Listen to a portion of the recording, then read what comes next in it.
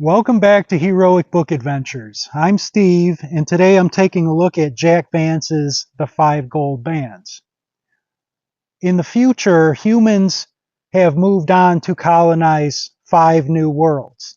And on each of these worlds, the people who have come to live there over generations have started to evolve and change to adapt to their local environmental conditions.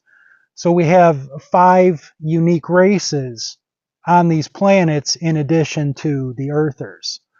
Now, these 5 planets all have come across this advanced technology and they decided to share it amongst each other, but they exclude giving it to the Earthers because Earthers are looked down upon as like scum.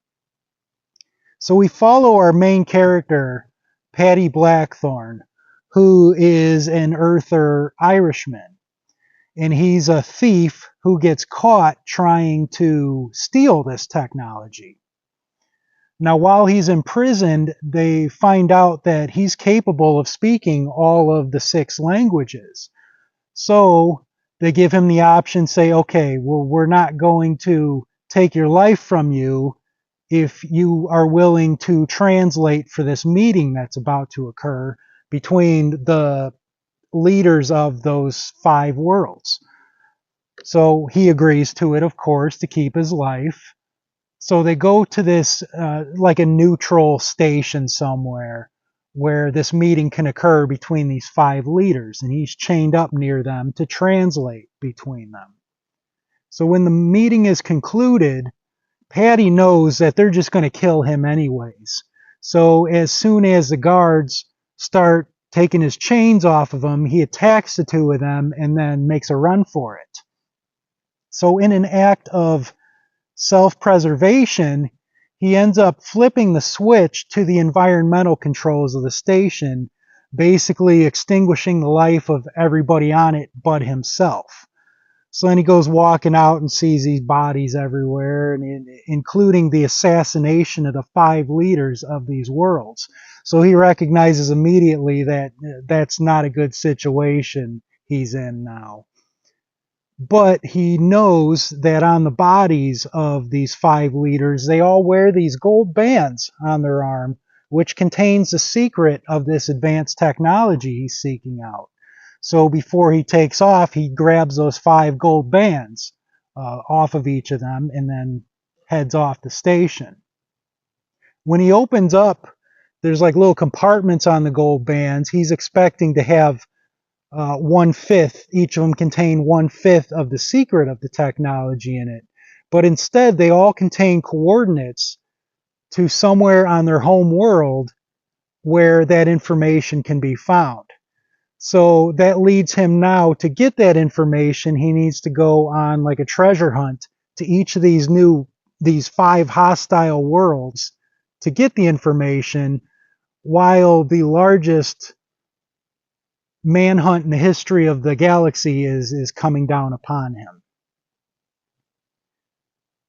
The story itself, it's okay, it's all right. The main problem I had with this was the main character himself, Paddy. He is like an over-the-top stereotype of an Irishman. Okay, imagine him sitting in a pub, dropping pint after pint, yelling at the soccer game on the TV and picking a fight with everybody. And it wasn't just that he's a cardboard cutout of a stereotype. It was more that have you ever had one of those coworkers that was just a total know-it-all and would argue with everybody just for the sake of it? You know, he thought he was like the coolest dude in the world, but nobody else can stand him. That's kind of what Paddy feels like in this. And I just really had a tough time getting behind him. Oftentimes in the story, I kept thinking to myself, I kind of wish he would get captured and then we get like a detailed description of his torture, because I think that kind of would have been fun. But despite that, he ends up running into a female sidekick that I actually like named Faye. He decides to work with her because she comes from an Earth agency that's also trying to acquire this technology for the betterment of Earth. So she has skin in the game to keep Patty alive and help him find this information they need. So she was really cool. Uh, while Patty is acting like a total douche nozzle all the time, Faye is making the good decisions and doing the things that are required for them to complete their mission. And there was a few little head scratcher moments in here where I was a little bit weird, like when he flipped that switch to the environmental controls on the station.